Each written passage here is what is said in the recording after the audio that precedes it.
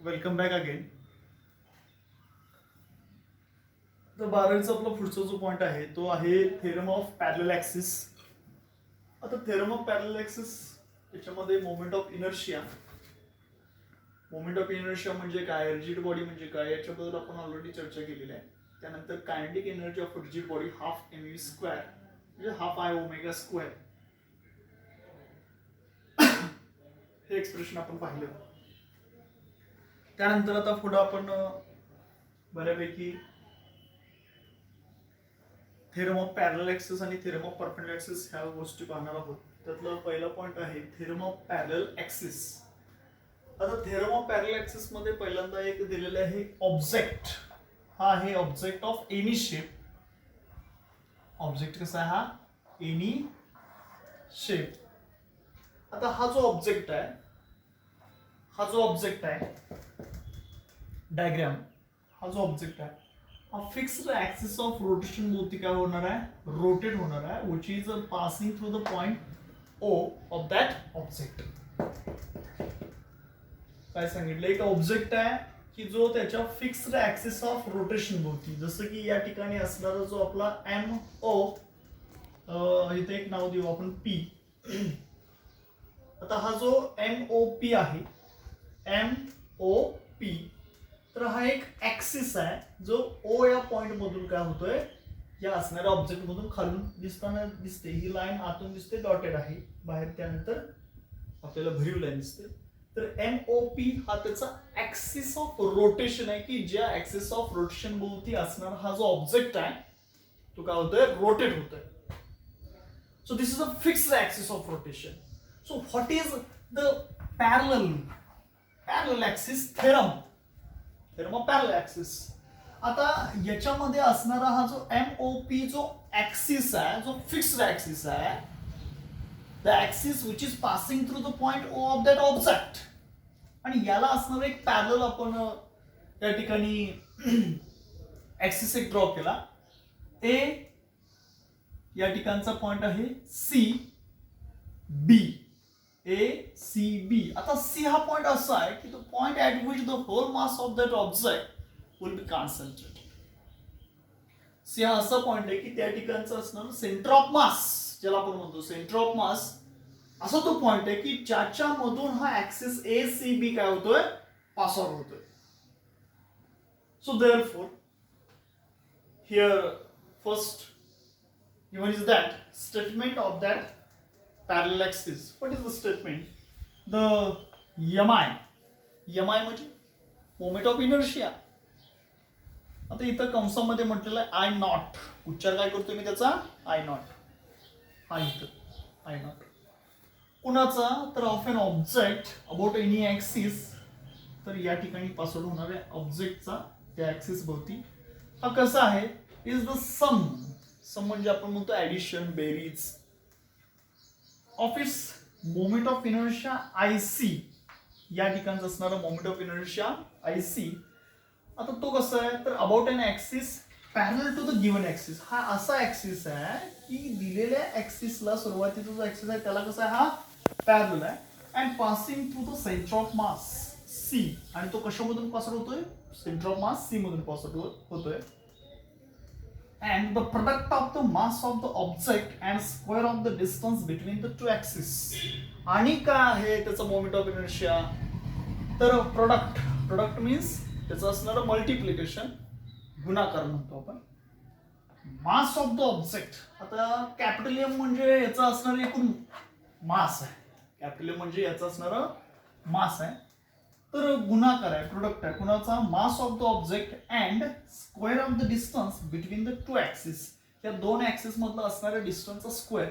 ओ आणि सी याच्यामध्ये असणारं distance O C is equal to H. तर याचा स्क्वेअर आहे म्हणजे एम एच स्क्वेअर.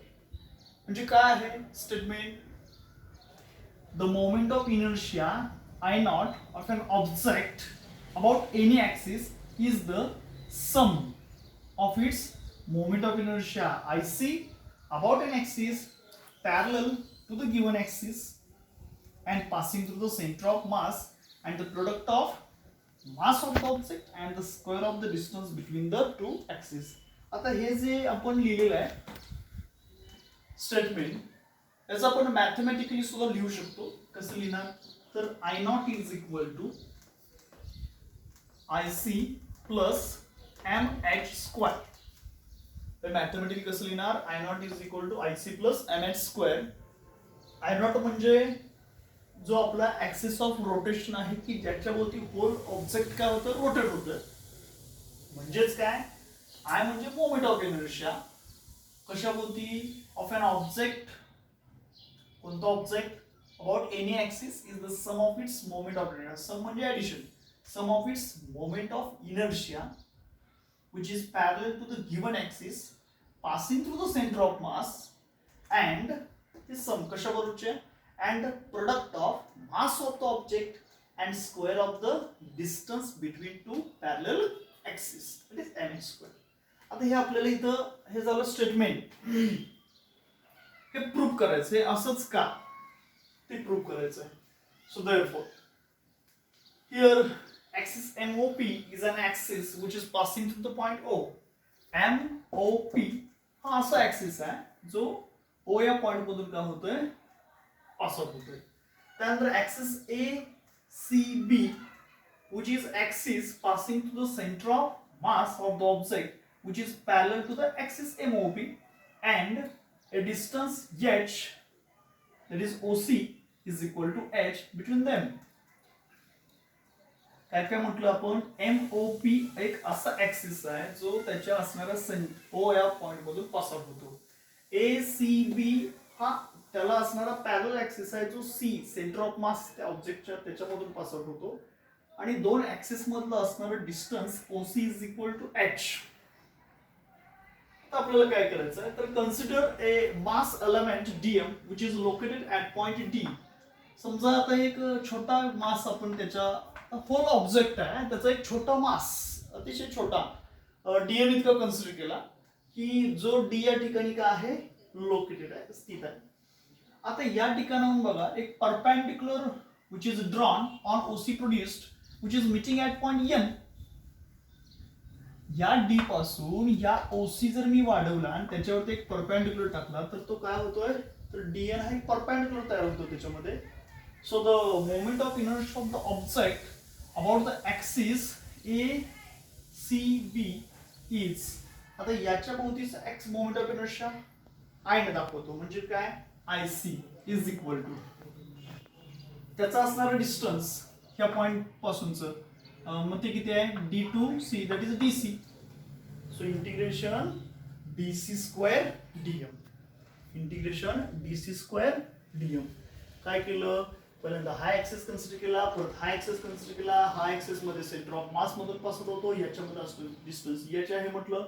त्यानंतर आपल्याला हे प्रूव्ह करण्यासाठी एक छोटा स्मॉल एलिमेंट त्याचा एक थोडासा पार्टिकल विचारात घेतला ज्याचा मास DM इतका आहे, जो D या पॉइंट पाशी आहे. आणि या ठिकाणचं असणारं मोमेंट ऑफ इनर्शिया आपण IC म्हणतो. आणि याचं असणारं त्या पॉइंट पासूनचं असणारं डिस्टन्स आहे ते DC आहे. सो देयरफॉर इंटिग्रेशन काय आहे फॉर्म्युला, मोमेंट ऑफ इनर्शियाचा काय formula, I is equal to m r square. Whole particle whole object सारखे असेल तर integration m r square. So therefore I is equal to त्याचा असणारं डिस्टन्स जे आहे ते DC स्क्वेअर इंटू त्या ठिकाणचं असणारं मास DM. So about the axis MOP it is.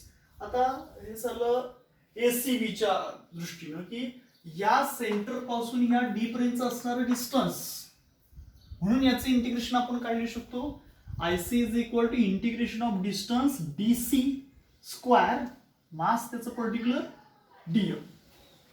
So about again the axis MOP we can written as that as the moment of inertia at point O that is passing through the object at point O which is given by IO is equal to integration of. आता या D या पॉइंटचं या O पासूनचं असणारं जे distance आहे ते किती आहे, OD. डिस्टन्स किती आहे, OD. So therefore distance into mass, distance square into mass, so DO square into mass DM. So again moment of inertia of whole object I naught is equal to DO square DM, integration of DO square DM, mr square हे फॉर्म्युलाच आहे moment of inertia. M R square. R म्हणजे याचं असणार distance त्या centre पासून. So therefore according to Pythagoras theorem बघा हा डी ओ इथं आहे. हा डी ओ कुठं आहे? इथं आहे. D two O. आता हा डी ओ म्हणजेच काय ऍक्च्युली तर O N square plus D N square पायथागोरसच्या थेरमनुसार हा ओ एन स्क्वेअर अधिक डी एन स्क्वेअर म्हणजेच D O square. So therefore D O square म्हणजेच त्याची मी फोड केली. डी ओ स्क्वेअर म्हणजेच काय? D N square plus N O square D M आहे असं ब्रॅकेटच्या बाहेर. So I O is equal to integration of D N square as it is. आता अगेन हा एन ओ एन ओ म्हणजे काय? O C plus N C. O N म्हणजेच काय? N C plus C O. यांचे अखंड addition केले तर काय होतो? ओ एन तयार होतो. सो डी एन स्क्वेअर आहे असा. एन ओ म्हणजेच काय आता सांगितलं? N C plus C O bracket square. आता याचं एक्सपान्शन केलं आपण. A plus B. What is the expansion of A plus B bracket square? A square plus 2ab plus B square. Then, therefore, we can write I naught is equal to dn square as it is. First term square, that is nc square, plus 2 into first term into second term, that is twice nc dot oc. Oc means co. Plus last term square, that is co bracket square. त्याच्या outside मध्ये काय असणार आहे? dm as it is. So again integration of this dn square plus nc square. Look at here. This dn square. This dn square d to n dn square plus nc square plus nc square. dn square plus nc square means cd square dc square. So therefore we can write dn square plus nc square means according to Pythagoras theorem dc square plus 2nc dot oc means that is distance between two parallel axes, that is h, plus co square means square of the distance h square into ब्रॅकेटच्या outside काय राहणार आहे? DM. बघा आणि एकदा सांगतो. आपण एक मास एलिमेंट कन्सिडर केला जो डी या पॉइंटच्या ठिकाणी सिच्युएटेड आहे. ह्या पॉइंट टी पासून या ओसी जो आपण वाढवलेला आहे त्याच्या एक परपेंडिक्युलर ड्रॉ केला जो एन या पॉइंट मध्ये त्याला मीट होतोय. अशा पद्धतीने मीट होतो की त्या ठिकाणचा एनओ जी डिस्टन्स आहे एनओ म्हणजे C N C plus C O. Okay. So therefore आपल्याला जे माहिती असणारे टर्म आहे moment of inertia which is passing through the centre of mass that is I C is equal to integration of M R square. R म्हणजे त्याचा असणारा distance किती आहे? सीडी किंवा D C. D C square D M. Again about the axis M O P ते जे आहे moment of inertia that is I not. याचा असणाऱ्या डी पर्यंतचं डिस्टन्स ओ डी किंवा do. So therefore do bracket square into dm. So moment of inertia do square dm as it is. do म्हणजे काय? do म्हणजे on plus dn. बघा do म्हणजे काय? on plus dn म्हणजे dn square plus no square म्हणजे do square. dm आहे असंच. अगेन हा dn square तसाच ठेवला. Again this no means what? no means oc plus cn किंवा nc plus co. nc plus co bracket square into dm. So therefore dn square as it is, expand this bracket. What is the expansion? First term square plus twice into nc into co plus last term square. So nc square plus twice nc co plus co square. So therefore we can write here I naught is equal to dn square means dn square plus nc square. Again here dn square plus nc square means what? According to Pythagoras theorem dc square. So for this we can write dc square. Again this twice nc as it is. What do you mean by OC? OC means that is a perpendicular distance between two parallel axes, that is h, which also written as it is. Again CO square. So this CO square means h, that is h square into bracket dm. So here we can write I naught is equal to integration of dc square, this dm multiply with this term, plus twice h as it is, integration of nc dm plus h square as it is integration dm. काय केलं आपण इथं? हा dc square तसाच या dm ने इथं multiply केलं प्लस हा 2h जो कॉन्स्टंट आहे तो तसाच ठेवला इंटिग्रेशन nc dm दिलं प्लस h स्क्वेअर बाहेर राहील इंटिग्रेशन डीएम. आता काय काय केलं इथं आपण, तर ह्या डीएम ने इथं मल्टिप्लाय केलं, अगेन ह्या डीएम ने इथं मल्टिप्लाय केलं, ह्या डीएम ने इथं मल्टिप्लाय केलं. ज्या ज्यावेळी आपण मल्टिप्लिकेशन केलेलं आहे त्यावेळी आपण काय घेतलं, तर DC square DM, DM into इथं डीएम कॉन्स्टंट आहे आणि इथं सुद्धा आपण डीएम घेतलं.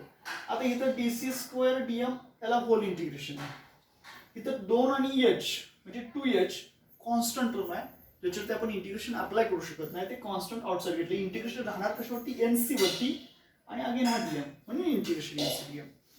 इथं एच स्क्वेअर पण कॉन्स्टंट आहे, त्याच्यामध्ये काय हाईट म्हणजे त्याच्यामधलं असणारं डिस्टन्स चेंज होणार नाही, ते पण आपण कॉन्स्टंट आउटसाइड घेतलं. राहणारे इंटिग्रेशन मध्ये कुणाला, हे इंटिग्रेशन इथं फक्त डीएमला, डीएम न सगळ्या टर्मला मल्टिप्लाय केलं, DM into this, DM into again this and DM into H square, आणि इंटिग्रेशन सगळ्याला अप्लाय केलं.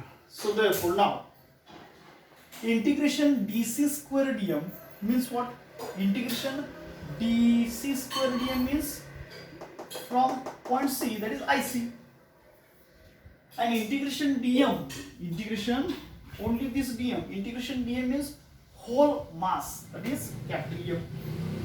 But here the Cn, which is a distance from the center of mass, the Cn which is a distance from the center of mass, and the center of mass त्याच्यापासून जे असणारे जे distance असेल त्याचे integration असेल, तर लक्षात घ्या असा ऑब्जेक्ट की ज्याचं मास सी या ठिकाणी आहे, आणि त्यानंतर आपण असा एखादा एन पॉइंट घेतला आणि त्याच्यामधलं डिस्टन्स घेतलं, तर त्याच्यामध्ये डिस्टन्स सी एन आहे, मात्र एन च्या ठिकाणचं मास नाही, का तर ते सी या ठिकाणी कॉन्सन्ट्रेटेड आहे. जर त्याचं integration M R square, M मासच नाही, झिरो, आर स्क्वेअर म्हणजे सी एन स्क्वेअर, झिरोच राहणार.